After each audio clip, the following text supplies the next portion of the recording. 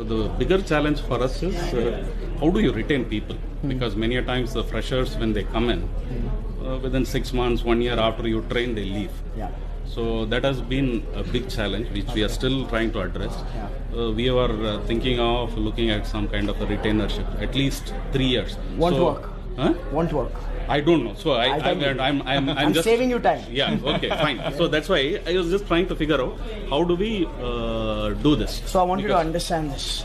The world of business has seen 3 generations: the Industrial Revolution, the Information Revolution, and now we are in this revolution called the Social Revolution.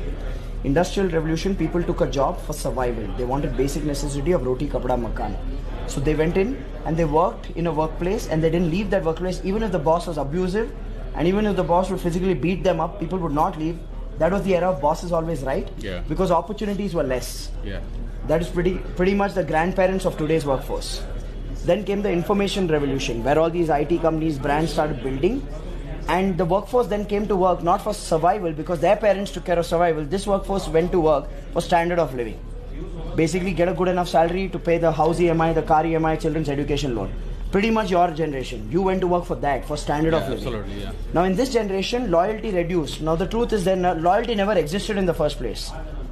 Loyalty didn't exist. There was no option. This generation, Information Revolution, got option. If they got a better quality of workplace and they got a better pay, then people would jump a job, right? Now this was the Information Revolution. Then came the third revolution. After 2008's recession, Information Revolution died. Today information is available for free. You can learn coding on YouTube. You don't have to, it's no longer a hidden knowledge. So you need to understand, now we live in a digital revolution or a social revolution where everything is social, which means today's workforce, they don't care about survival. Their grandparents took care of that. They don't care about standard of living. Their parents took care of that. Even the labor does not care about standard of living anymore, because even labor has Dish TV and Tata Sky in their house.